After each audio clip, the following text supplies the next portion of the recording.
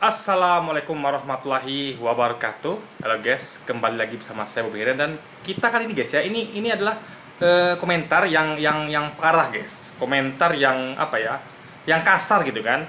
Jadi ini akun dari teman kita Kristiani itu ngakunya ajaran kasih. Tapi faktanya lihat, bahasanya coba jangan lihat. Bahasa yang digunakan bahasanya parah guys. Saya aja nggak pernah menggunakan bahasa seperti ini, nggak pernah ya kan. Ini bahasanya parah guys. Jadi di mana letak ajaran kasih yang katanya diajarkan di gereja sama pendeta coba.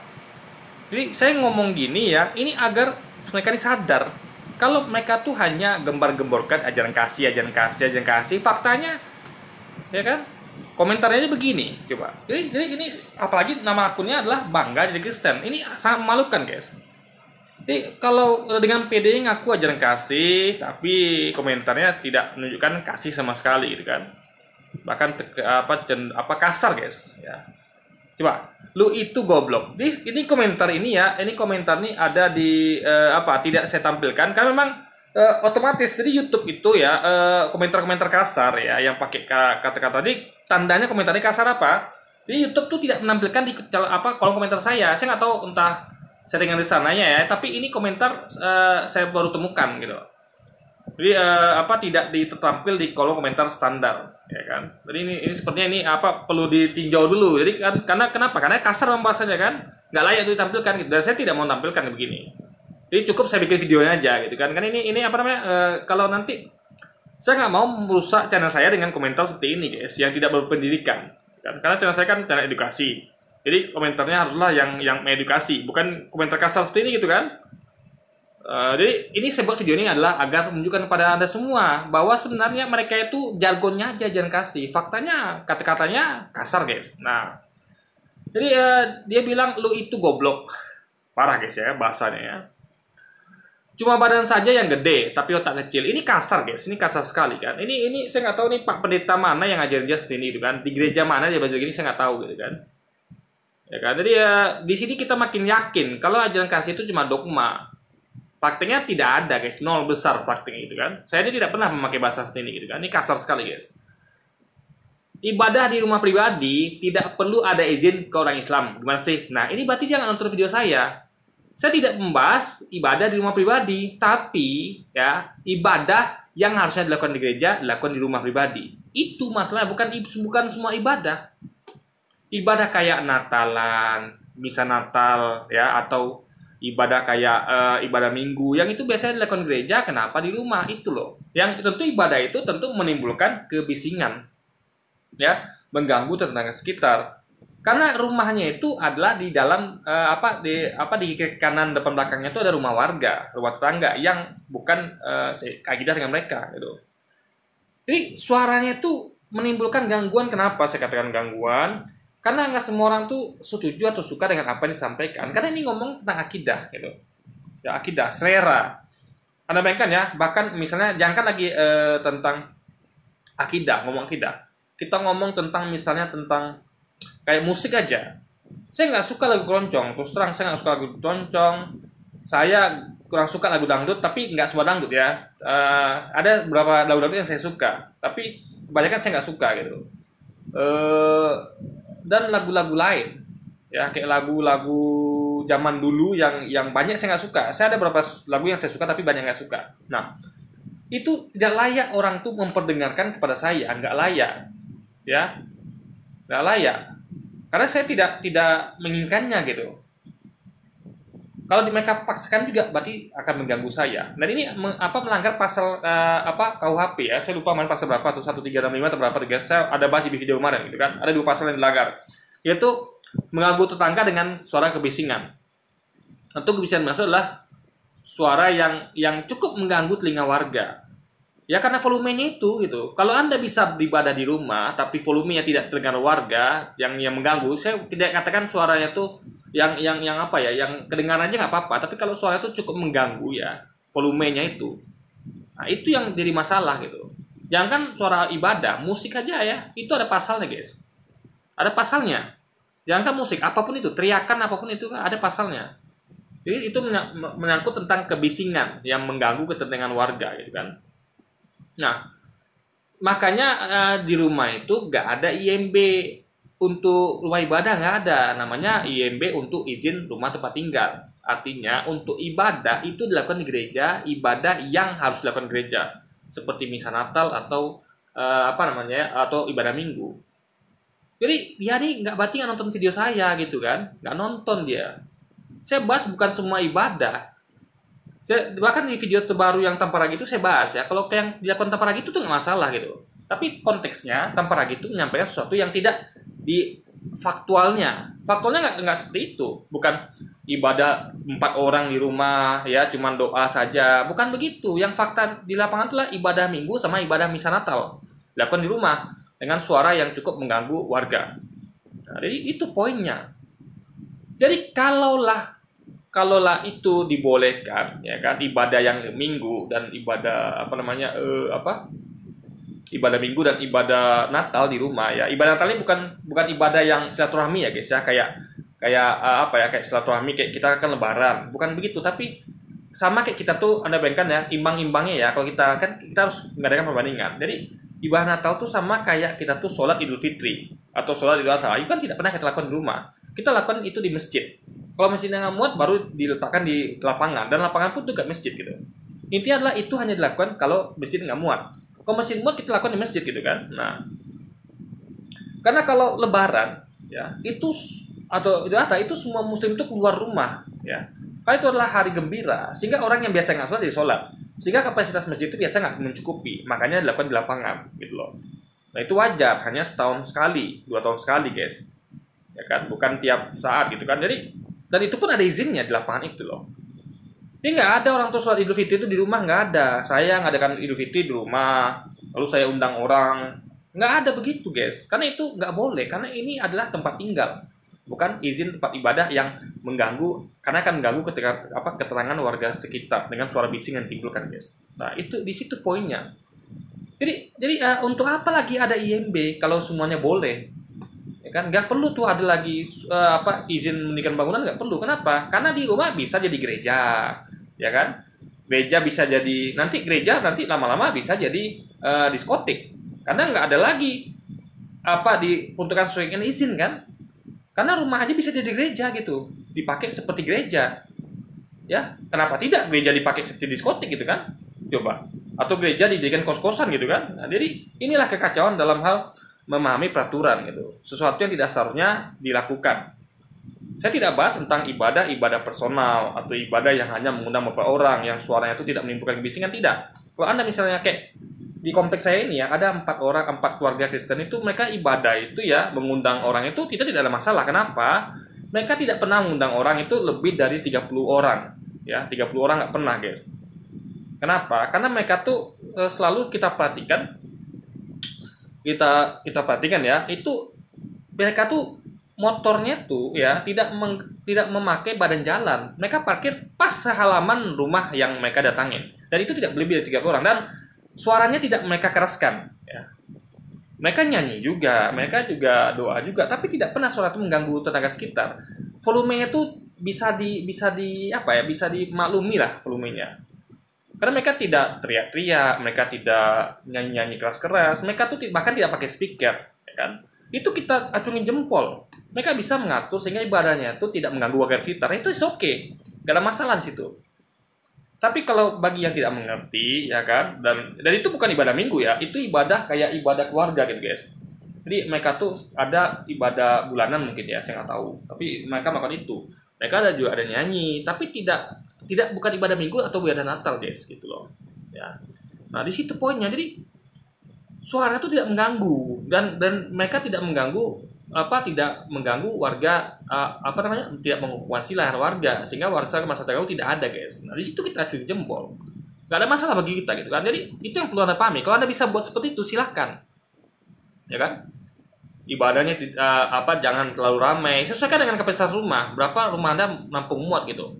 Jangan sampai kendaraan itu meluber kemana-mana, dan kalaupun harus ya, itu harus Anda minta izin warga, karena itu sudah masuk ke ranah mengganggu warga. Kalau sesuatu yang dipikirkan bakal mengganggu warga, ya minta izin warga. Kita tuh kan hidupnya harus menimbang-nimbang guys. Kira-kira warga masa terganggu tidak? Kalau masa terganggu ya kita minta izin. Sedangkan kira-kira warga nggak merasa terganggu aja minta izin kita kan, apalagi kalau kita merasa oh bakalnya kayaknya warganya bakal ada terganggu, ya kita lebih minta izin lagi gitu guys. Nah itulah namanya hidup bertetangga. Kalau dia tidak ngerti hal begituan gitu kan. Nah orang Muslim sholat aja dia di rumah, sholat di pinggir jalan, sholat di pasar, apakah perlu IMB? Kegunaan IMB saja lu nggak tahu lu. Kalau saya sholat di rumah ya, di pinggir jalan, sholat di pasar, itu saya sendiri ya. Kalian rame-rame. Coba. Makanya dia nggak paham. Orang bahas tentang keramaian, bukan bahas tentang sholat sendiri-sendiri. Ya, kalau ada ibadah Natal sendirian di rumah, ibadah Minggu sendirian di rumah, silakan. Ini rame-rame, guys. Saya tidak pernah sholat di rumah, sholat di pasar, sholat pinggir itu manggil orang, nggak ada. Nggak ada. Saya sholat sendiri gitu. Nggak ada manggil-manggil orang, guys. Tidak ada ngundang orang kan. Nah, dan ingat ya, sholat itu dilakukan 5 kali sehari. Sehingga ya itu kadang-kadang kita tuh tidak sempat ke masjid atau ke musola, ya kan? Karena waktunya pendek. Misalnya contoh kayak sholat maghrib, waktunya tuh hanya sekitar jam 6 lewat ya, atau setengah 7 sampai jam 7 malam. Itu ke masjid udah makan waktu, nggak terkejar. Ya sholat di mana bisa sholat gitu. Beda sama Anda ibadah ya tanpa ragu yang teman-temannya. Ada ibadah hari Minggu sekali. Itu jamnya bisa Anda pilih. Bisa jam 6 pagi, bisa 8 pagi, jam 10 pagi, jam 12 siang, sampai malam. Tinggal pilih waktunya. Nggak bisa ibadah pagi jam 6, ibadah jam 8 pagi. Saya tahu betul, karena saya pernah berkecimpung sempat ya berhubungan dengan gereja gitu. Karena pekerjaan saya itu mengharuskan seperti itu. Tapi ya dalam bidang pekerjaan, dalam hal pekerjaan saja guys, tidak lebih gitu kan. Jadi banyak waktunya tuh tidak seperti sholat gitu kan. Coba Anda bayangkan, Anda punya ibadah sehari yang waktunya tuh terbatas, ya kan. Ya mau nggak mau sholatnya di jalan. Kalau memang contoh kayak misalnya kayak maghrib itu ya, kita misalnya kayak orang pulang kerja. Nah itu kan macet di jalan, ya kan. Ke masjid ke apa nggak sempat, nggak terkejar, ya sholat di sana, di jalan tuh di mana gitu kan. Yang penting dia sholatnya nggak tinggal, karena waktunya mepet. Nah, dan itu tidak teriak-teriak. Coba lihat Anda sholat, orang sholat, ya sendirian. Ada nggak dia teriak-teriak? Ada nggak dia nyanyi dia? Nggak ada, ya kan? Dia bicara dalam hati, gitu loh. Ini tidak ada yang terganggu, dan dia hanya mengokupansi lahan yang sedikit. Hanya sebatas dia tempat dia sujud aja. Itu saja lebarnya, guys. Nggak ada dia tuh joget-joget seperti kalian yang joget kanan joget kiri makan tempat tuh nggak ada, dan rame-rame nggak ada, itu loh. Jadi menyamakan antara orang sholat ya dengan orang ibadah Natal dan Minggu tuh itu konyol sekali gitu. Itulah letaknya absurd di situ. Nah, saya kan masih pakai bahasa yang sopan nih guys. Konyol, absurd, dan itu tidak menunjuk orang ya. Nah, jadi beda sama mereka ini yang sangat kasar sekali gitu kan. Jadi justru dia yang tidak tahu kegunaan IMB. IMB itu berhubungan dengan peruntukan tempat, ya. Dan tempat ini bukan jalan. Jalan nggak ada IMB-nya gitu loh. IMB-nya nggak ada jalan, ya kan? Kalau pasar ada, tapi pasar bukan punya pribadi, paham ya? Di pasar itu bahkan dibangunkan musola, coba. Di pasar itu ya, kalau Anda lihat ya, yang ada kenapa? Coba Anda perhatikan ya. Di pasar-pasar itu biasanya dibangun tuh apa? Musola, bukan gereja. Di banyak pasar umum ya, kalau Anda lihat tuh yang dibangun tuh apa? Ya, musola, bukan gereja. Tidak pernah kita temukan ada gereja di pasar. Yang ibadahnya pasar tuh menyediakan gereja, nggak pernah. Kenapa? Karena umat Kristiani, teman-teman Kristiani itu ibadahnya hanya sekali seminggu memakai gereja. Jadi mubazir kalau dibangun fasilitas gereja di pom bensin, di pasar itu mubazir. Makanya yang dibangun apa? Musola. Karena musola dipakai 5 kali sehari. Dan yang pakai banyak di Indonesia ini. Karena Indonesia mayoritas muslim gitu loh guys. Nah itu sih dia pahami. Itu saking pentingnya umat Islam itu dengan musola. Sehingga dibangunlah di pasar umum ya, di pom bensin gitu. Bahkan di mall juga ada. Kenapa?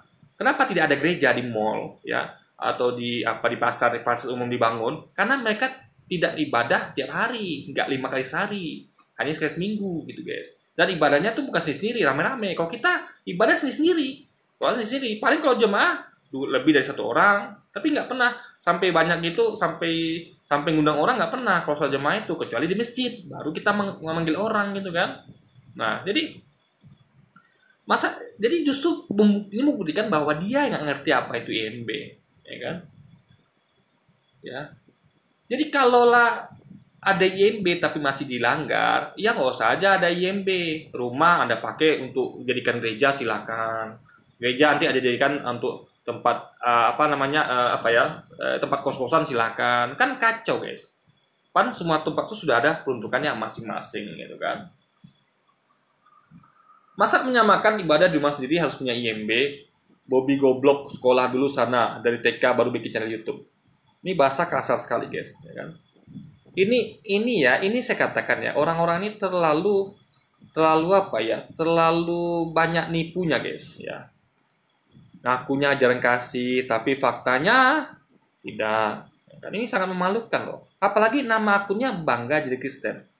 Apakah Anda bangga jadi Kristen dengan mengeluarkan ucapan-ucapan sangat kasar seperti ini? Coba. Kok saya malu, guys? Kok saya ya bikin akun ya malu jadi Kristen? Kenapa? Karena ucapan saya kasar gitu. Kalau saya jadi dia gitu, tapi dia pede gitu kan. Bahasa kasar gini bangga jadi Kristen. Seharusnya ini kan mempermalukan teman-teman kita Kristiani, memalukan Pak Pendeta, memalukan gereja. Kenapa? Ya, karena mereka jadinya padahal mereka mengajarkan yang baik-baik kan. Kok malah umatnya seperti ini gitu. Nah, ini yang saya disayangkan. Kita sambung lagi ya. Nih. Dasar goblok. Wah, ini parah sekali nih, guys ya. Dasar goblok. Rumah sendiri ya terserah orang mau beribadah di rumah. Ya kalau beribadahnya tidak mengganggu warga setempat, sekitar silakan. Yang dibicarakan kan yang mengganggu warga sekitar, yaitu suara kebisingan yang ditimbulkan keluar dan okupasi lahan yang mengganggu warga. Kalau hal-hal begitu ya minta izin warga gitu. Tapi kalau andanya ibadahnya seperti yang di video tempat lagi, silakan gitu. Atau kayak di kompleks saya ini ya, ngundang di bawah 30 orang dan tidak mengganggu jalan warga, tidak mengganggu warga untuk keluar masuk komplek atau jalanan untuk lewat ya, dan juga suaranya tuh volumenya bisa dimaklumi, silakan gitu. Karena kita ngomong ya, ini soal akidah, guys. Akidah nggak bisa dipaksakan, saya lagi ya. Jadi saya coba Anda bayangkan ya, Anda tiba-tiba nonton TV atau dengar radio atau nonton YouTube, tiba-tiba Anda mendengarkan ada hal yang tidak Anda setujui dalam hal akidah, ya kan? Nah, Anda tentu sebagai orang normal akan segera kalau TV dimatikan TV-nya atau minimal pindah channel atau kecilkan suaranya. Ya. Nah, Anda punya akses seperti itu. Tapi kalau dilakukan di rumah tetangga kita, apa kita punya tombol untuk matikan TV, untuk pindah channel, untuk kecilkan suara? Kan tidak ada. Yang bisa kita lakukan apa? Ya komplain ke warga itu. Pak, tolong dong Pak, ini suaranya mengganggu saya nih, karena ini akidah, ini soal akidah. Kalau misalnya khotbahnya tentang kebebasan, is oke. Saya guys ya, saya sering dengarkan mimbar agama lain, itu saya sering dengarkan. Memang bukan sengaja ya, tapi tidak sengaja. Misalnya saya lagi dengar radio, terutama radio RRI ya, itu kadang-kadang itu ada acara mimbar agama kayak Kristen, mimbar agama Buddha, Hindu. Nah itu karena saya sudah telanjur dan saya rasa kalau ngomong kebebasan bagus malah. Jadi bagi saya itu bisa menjadikan saya ambil yang baik-baiknya gitu. Nah itu saya dengarkan sambil saya bekerja, karena kan saya suka bekerja sambil mendengarkan radio gitu kan. Itu saya dengarkan mimbar agama lain itu, mau Kristen kayak mau Buddha kayak mau Hindu kayak, ketika dia menyampaikan tentang kebaikan-kebaikan. Tapi ketika masuk tentang akidah itu saya ganti, saya kecilkan atau saya karena saya nggak mau dengar tentang akidah gitu. Ya kan? Karena itu bukan tidak saya setujui gitu kan. Tapi kalau soal kebaikan saya setuju. Jadi kalau akidah nih guys nggak bisa dipaksakan soal akidah ya. Anda nggak bisa memaksakan orang lain itu mendengarkan tentang akidah Anda, nggak bisa. Makanya kayak channel YouTube ini ya, itu tidak ada channel YouTube saya itu tiba-tiba Anda putar YouTube, buka YouTube tiba-tiba video saya langsung tertayangkan di channel Anda di HP Anda tidak akan terjadi kecuali Anda tekan tombol play. Atau bahkan Anda tuh harus masuk ke channel saya, pilih video saya dan Anda tekan tombol play, tombol mainkan gitu. Kalau tidak akan Anda tonton video saya ini. Itu artinya ya kayak di YouTube, TV, radio itu kita tuh bisa men-skip videonya, bisa kalau nggak mau nonton ya kita tidak nonton. Tapi kalau di rumah tetangga mana bisa guys, nggak ada tombol on off, nggak ada tombol volume atau pindah channel, nggak ada. Ya Anda terpaksa mendengarkan apa yang di akidah ini sampaikan di situ gitu, yang beda itu gitu. Nah di situ yang sangat yang ya Anda coba mainkan ya, Anda dipaksa untuk mendengarkan sesuatu ya, baik tetangga Anda maupun dari radio, maupun dari TV, hal yang tidak sesuai dengan akidah Anda, ya, pasti Anda akan pindah channel, matikan suara atau matikan TV. Nggak mungkin Anda dengarkan terus gitu kan. Nah, jadi itu harus dipahami. Tapi sayangnya kalau di rumah orang ya, tetangga itu nggak bisa kita tuh ngapa-ngapain selain komplain. Karena tombolnya ada di mereka, bukan di kita. Kita nggak punya tombolnya. Kecuali kalau TV kita sendiri, ada kita sendiri kita bisa akses tombolnya. Kalau rumah tetangga gimana kita akses tombolnya coba? Ya kan? Nah, jadi itu yang perlu dipahami.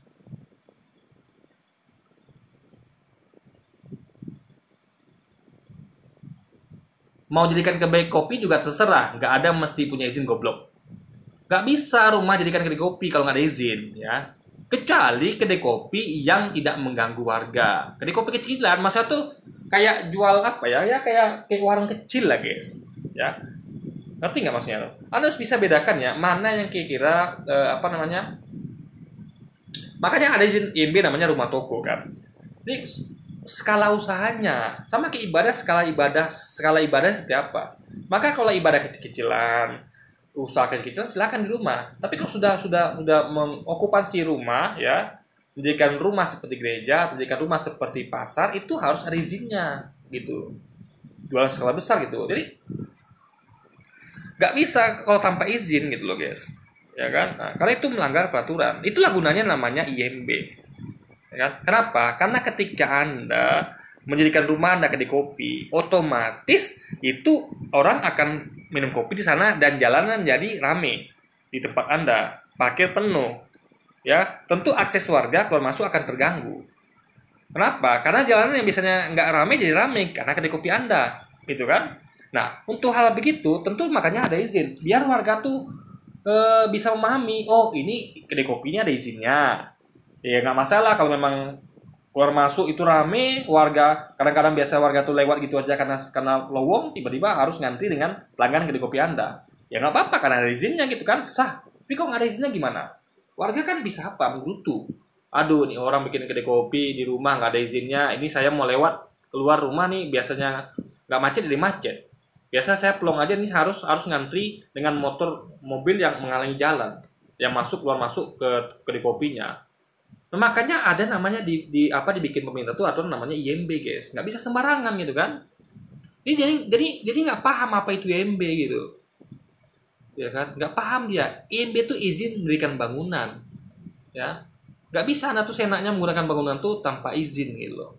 Jadi kenapa gunanya IMB itu diadakan?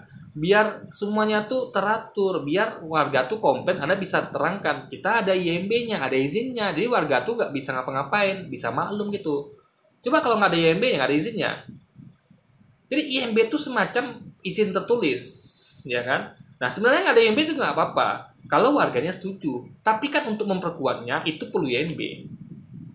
Ya, IMB itu adalah untuk memperkuat sehingga nanti bisa dibawa ke kasusnya ke hukum karena Anda punya legalitas. Sama kayak misalnya Anda punya tanah, punya rumah. Kenapa Anda urus suatu tanah?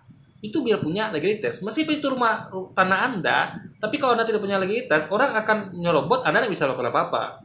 Dibawa pengadilan pun Anda kalah. Kenapa? Nggak ada legalitasnya. Makanya diperlukan legalitas. Gitu. Biar orang nggak bisa ngapa-ngapain gitu loh. Ya, kalau nggak punya legalitas, paling Anda main bacok-bacokan ya kan. Kenapa? Karena Anda nggak bisa bawa ke hukum. Karena Anda tidak punya legalitasnya. Nah, makanya itulah gunanya IMB. Jadi IMB itu fungsinya sama kayak surat tanah, apalagi surat BPKB, SNK. Jadi agar Anda tuh punya legalitas sehingga orang itu nggak bisa ngapa-ngapain. Anda bisa bawa ke jalur hukum kalau ada yang macam-macam gitu guys. Nah, selama ada surat tanah, ya terserah beli rumah. Ya coba aja Anda jadikan rumah Anda gereja coba tanpa ada izin. Coba kalau nggak didatangi sama pejabat Pemko coba atau Pemda. Coba silakan tanpa lagi saya pengen lihat ya. Dia coba rumahnya jadikan kedai kopi atau gereja ya. Gereja yang betul gereja ya, betul-betul kedai kopi ya, bukan kedai kopi yang ece-ece kayak cuman buka gitu aja gitu kan, tapi betul-betul kedai kopi. Coba kalau nggak ditertibkan sama Satpol PP coba saya pengen lihat ya. Jadi kalau begitu logikanya nggak akan ada orang mau ngurus IMB, nggak akan ada mau ya kan. Ngapain ngurus IMB untuk bangun gereja, wong di rumah aja bisa. Ngapain ngurus izin untuk kedai kopi IMB? Kalau di rumah juga bisa, tinggal bangun-bangunan aja. Habis itu susah kita mau jadikan kedai kopi, jadikan kos-kosan, kan nggak begitu guys. Tiap kos-kosan kedai kopi itu yang legal tuh ada izinnya gitu. Coba nih buka berita, ya. Kalau nggak suatu tempat itu nggak legal, itu akan ditertibkan oleh SPP karena tidak ada IMB-nya gitu loh. Apalagi ini kayak nggak pernah nonton ya, nggak pernah baca berita yang tempat-tempat yang digusur, yang ditertibkan karena tidak ada IMB, kan? Izin mendirikan bangunan gitu loh. Nah, dia nih kurang piknik ya. Jadi kalau cuma butuh surat tanah, ya orang tidak akan ada yang mengurus IMB, nggak perlu orang ngurus IMB. Faktanya IMB itu ada untuk gereja, ada IMB untuk masjid, ada IMB untuk kedai kopi, untuk ruko, untuk kos-kosan. Semua ada IMB-nya kalau legal gitu. Kalau cuma bursa tanah ngapain ada IMB? Itu dia tidak paham berarti kan? Ya, seakan-akan IMB itu nggak ada gitu. Atau IMB itu cuma ya kayak gini loh, kayak apa logikanya? Ya kayak motor lah. Ya kan? Yang penting punya motor, punya nota pembelian motor. Saya beli motor di dealer. Saya beli misalnya 15 juta. Lalu saya bayar uang 15 juta, saya terima motornya, dapat nota kontan. Udah cukup? Nggak cukup. Harus ada BPKB, STNK. Untuk membuktikan itu motor Anda. Legalitas gitu. Nggak cukup hanya nota jual beli. Sama kayak surat tanah kan. Nggak cukup hanya surat tanah. Karena tanah itu ada bangunannya. Kalau Anda cuma punya tanah kosong, nggak ada bangunannya, oke, berlaku surat tanah. Tapi kalau di tanah itu dibangun sesuatu, itu perlu izin membangun. Makanya izin mendirikan bangunan. Jadi izin surat tanah artinya izin atas kepemilikan tanah, itu beda sama IMB, izin mendirikan bangunan. Ini ngomong tentang bangunan, bukan tentang tanah. Surat tanah ya berhubungan sama tanah saja. Kalau bangunan larinya ke IMB. Itu masa dia nggak paham guys, hal sederhana gitu kan. Beda kita kalau jadikan tempat diskotik. Semuanya sama aja. Mau jadikan diskotik ya pakai perlu izin guys, ya kan? Dari dahulu tidak ada yang namanya ibadah di rumah harus minta izin ke orang non-Kristen. Apa urusannya ke mereka? Kalaulah ibadahnya tidak mengganggu agas kita, ya silahkan saja. Kita kan makanya ya, ini orang-orang ini nggak pernah nonton mungkin video saya ya. Mereka cuman taunya baca judul langsung komen. Ini kan kacau guys. Atau nggak nyimak video saya. Yang kita bacakan sini nih ya bro ya, saya panggil bro nih ya. Padahal ini kasar loh guys. Kata-katanya kan. Kita nih ngomong tentang ibadah yang menimbulkan kebisingan, yang suaranya mengganggu tetangga karena ngomong tentang perbedaan akidah gitu loh, ya kan? Dan juga tentang keramaian, mengokupansi lahan warga, jalan umum gitu kan, jalan komplek. Nah itu yang kira-kira mengganggu dia harus ada izinnya. Kita kan hidup bertetangga, bermasyarakat, nggak bisa ada tuh senaknya saja, ya kan? Karena meskipun Anda punya rumah, tapi kan ada akses keluar. Suara yang keluar tuh ada, ya kan? Makanya dibuat hukum. Anda baca apa KUHP pasal berapa? Saya lupa kemarin ya. Mana buku saya guys ya? Ada pasalnya itu guys. Mana ya? Sempat saya cetak kemarin pasalnya. Bentar ya. Berapa sih kemarin tuh guys?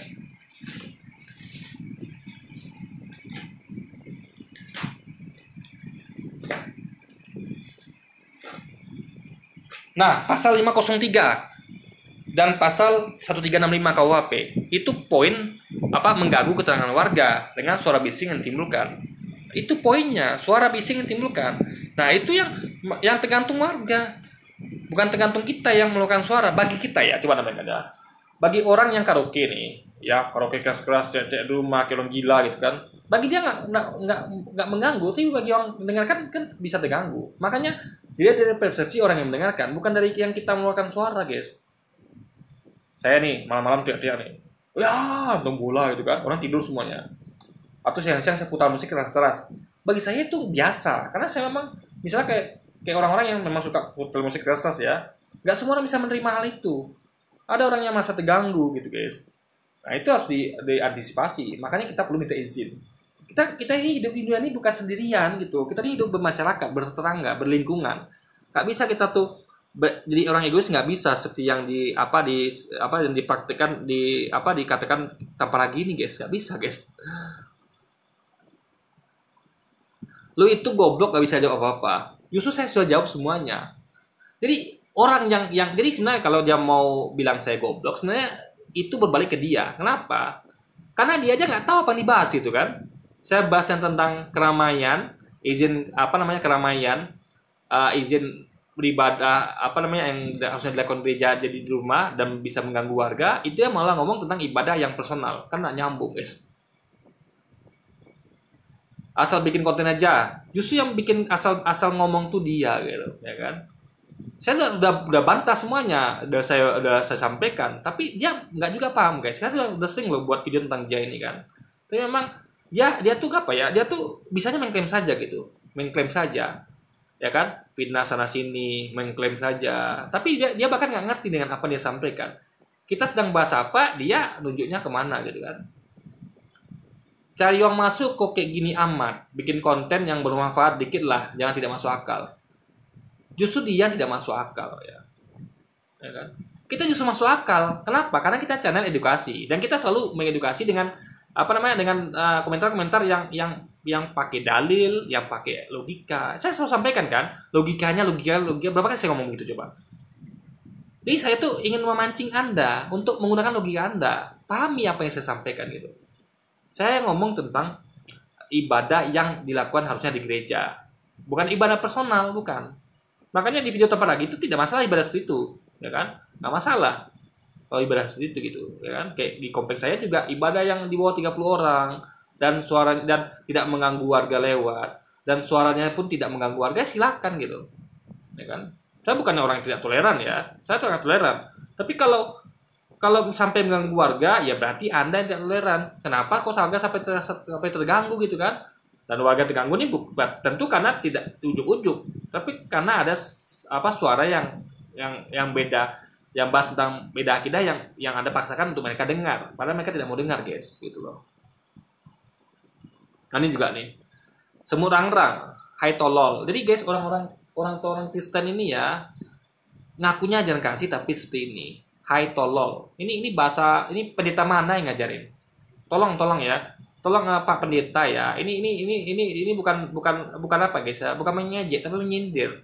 Tolong Pak Pendeta didik lah jemaat yang seperti ini. Ini memalukan gereja. Benar, ini memalukan gereja, guys. Ya. Jadi slogan ajaran kasih itu jadi musnah gara-gara orang-orang seperti ini gitu kan. Bahasa coba hai tolol, goblok. Ini siapa yang ngajarin coba ya kan? Saya nggak yakin Pak Pendeta ngajarin ini. Saya nggak tahu mereka ini dapat dari mana. Ya, jangan-jangan mereka ini orang-orang yang tidak pernah ke gereja. Karena kalau mereka ke gereja, ya dengarkan khotbah Pak Pendeta, mereka tidak akan berbahasa seperti ini. Gitu. Ini bukan bahasa yang diajarkan Pak Pendeta. Ini bahasa-bahasa diajarkan oleh iblis, guys. Hanya iblis yang memakai bahasa-bahasa seperti ini. Bukan Pak Pendeta. Saya tahu Pak Pendeta itu baik-baik, ya kan? Maka saya aja ragu nih, ini orang apakah ke gereja tiap minggu apa tidak? Kok bisa bahasanya seperti ini? Ya kan? Atau mungkin di gereja mereka tidur mungkin ya kan? Nggak dengarkan khotbahnya kasih Pak Pendeta gitu kan? Ini jadi PR bagi Pak Pendeta ya. Bagi dimanapun pendeta berada ya, tolong kalau ada jemaat seperti ini tuh ditatar gitu Pak.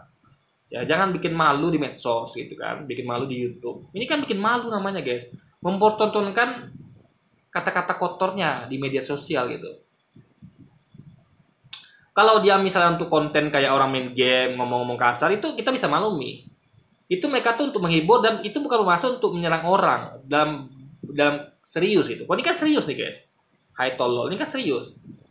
Tapi kalau orang-orang yang kayak saya sih nonton yang kayak Brandon Ken atau siapa ya, atau Global Mia, Bang Paskol itu dia ngomong kasar tapi itu tidak menyinggung orang. Orang malah ketawa dibuatnya. Kenapa? Karena itu adalah buat lucu-lucuan, bukan serius seperti ini, guys. Nah, di situ poinnya. Jadi kalau mereka mau gunakan bahasa ini silakan, tapi ya digunakan untuk menghibur, bukan serius seperti ini gitu, guys. Ibadah di rumahnya sendiri kok dilarang. Allah alasannya tidak melarang? Kamu menghalangi orang menyembah Allah. Ya ini buktinya orang-orang yang tidak paham ya, tidak nonton videonya dengan baik gitu. Makanya biasakan menyimak video orang dengan baik sehingga Anda akan paham apa yang sedang dibicarakan gitu kan. Jadi nggak asal komentar seperti gitu kan. Nah,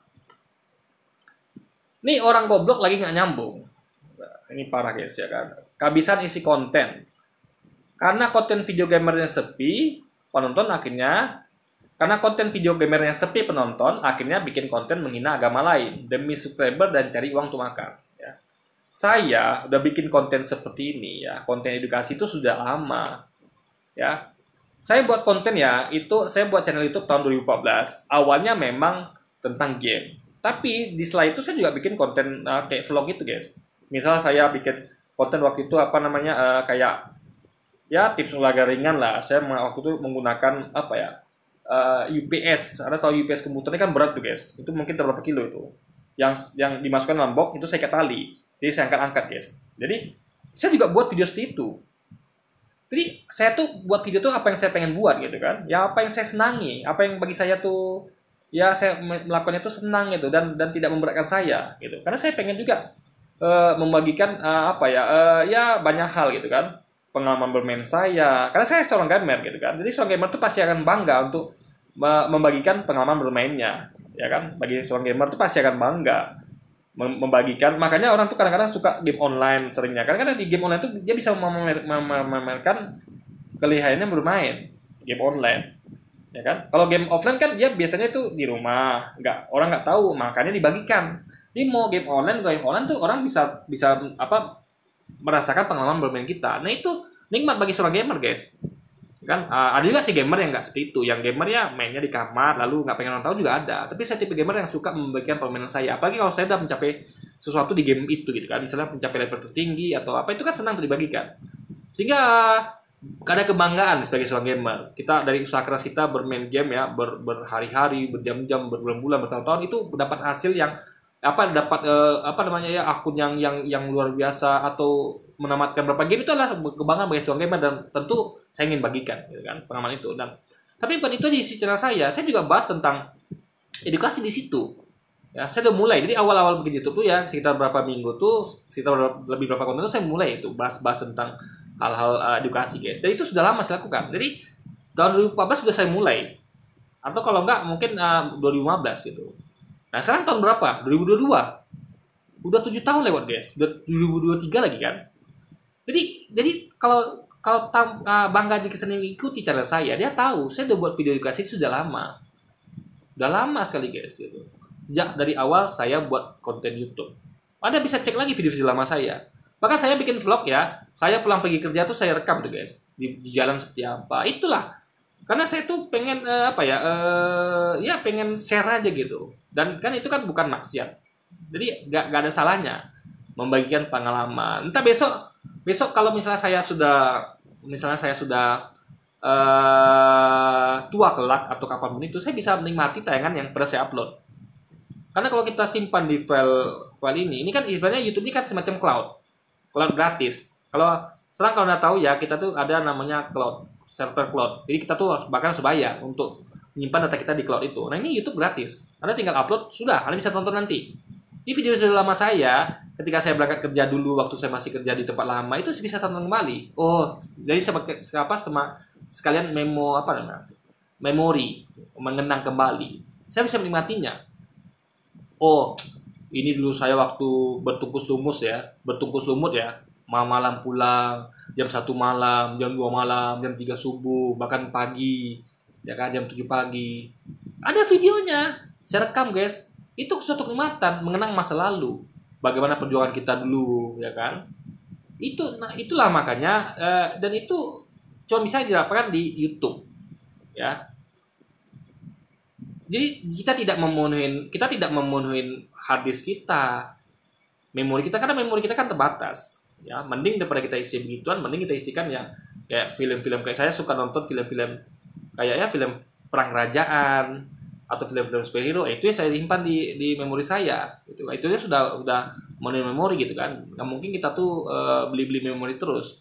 Nah, tentu yang kayak gini nih ya kita upload aja gitu. Dan orang pun bisa nonton pengalaman kita gitu kan. Dan mungkin mereka akan terinspirasi. Oh, ini abang ini pulangnya tengah malam, jam 1 malam, jam 2 malam loh. Nah, dia juga jadi pengen seperti itu kan. Pahala bagi kita. Bagi kita, kenapa? Karena mereka terinspirasi. Aku juga harus bisa nih. Aku juga akan kerja 40 sampai jam 1 malam pulangnya. Demi cari rezeki gitu kan. Jadi, hal seperti itu guys, bagus dibagikan gitu. Karena tidak tentang maksiat gitu kan. Jadi, intinya dia nih orang yang tidak mengikuti channel saya dari awal. Saya udah lama bikin channel YouTube dari tahun 2012 guys. Anda bisa cek lagi video-video saya yang lama ya. Dan juga banyak juga video saya hapus. Kenapa? Karena waktu itu memang sepertinya YouTube ini tidak menerima video-video seperti itu gitu. Ya, makanya saya hapus saja. Karena jujur ya, saya mau bikin channel ini ya tujuannya banyak. Tujuannya kebaikan. Pertama edukasi, dakwah, dan juga ada hal lain yang tidak bisa saya sampaikan di sini. Jadi ada yang penting juga saya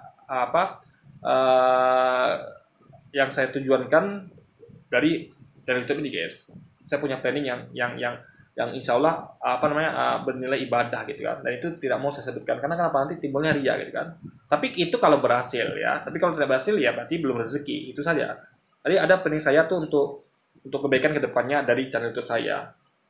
Nah, jadi kalau berhasil alhamdulillah gitu kan. Kalau tidak ya tidak masalah juga. Berarti Allah belum kasih rezeki saya untuk berbuat baik di masa depan guys. Itu saja. Jadi semuanya terserah Allah gitu kan. Setelah takdir Allah saja. Kalau Allah merasa saya mampu untuk melakukan itu, Allah akan jadikan channel YouTube saya. Kalau tidak ya juga nggak masalah. Berarti Allah nilai saya nggak mampu. Karena mungkin nanti ini orang ini Allah nilai nanti saya ini akan berubah pikiran, akan berubah lah. Makanya Allah tidak kasih rezeki itu. Nah, maka semua saya serahkan sama Allah. Jadi YouTube-nya alhamdulillah nggak jadi juga nggak apa-apa. Yang penting saya tetap bisa memberikan edukasi dan dakwah di channel YouTube saya ini guys. Jadi guys ya, saya tuh belum mendapatkan apa-apa dari YouTube ini, jujur dari tahun 2014 itu kan. Tapi kenapa saya teruskan? Karena bagi saya itu nggak penting. Karena seperti saya katakan ya, saya bikin channel YouTube ya, itu tujuannya adalah untuk membagikan pengalaman sebagai seorang gamer, sebagai seorang yang merasa punya sedikit ilmu yang mau dibagikan, punya sedikit pengalaman yang dibagikan. Ya, ingin juga berkontribusi dalam mencerdaskan kehidupan bangsa, ya kan? Karena meskipun saya nggak merasa cerdas-cerdas amat, minimal saya punya ilmu lah sedikit dibagikan. Minimal saya tidak seperti orang-orang ini lah gitu kan, yang memakai bahasa yang kasar dan gampang menjudge tanpa menonton videonya gitu kan. Minimal saya tidak seperti itulah. Jadi saya merasa pantas dan layak untuk memberikan edukasi kepada kita semua. Dan kalaupun ada saya salah-salah, Anda bisa juga kasih feedback ke saya. Tapi jangan seperti ini. Ini saya tidak mau seperti ini guys, karena tidak. Justru dikatakan dia nggak nyambung, justru dia nggak nyambung karena dia tidak nonton video saya. Buktinya dia tidak tahu apa yang saya bahas itu kan. Nah, itu saya nggak mau seperti ini. Jadi kalau Anda kasih feedback, saya terima. Kalau memang itu benar dan memang masuk akal. Tapi kalau sebenarnya nggak masuk akal ya seperti apa? Saya bisa terima. Ya saya paling komentar balik gitu kan. Oke, jadi mungkin sekian dulu aja video kita kali ini guys. Sampai jumpa lagi di video selanjutnya. Wassalamualaikum warahmatullahi wabarakatuh guys.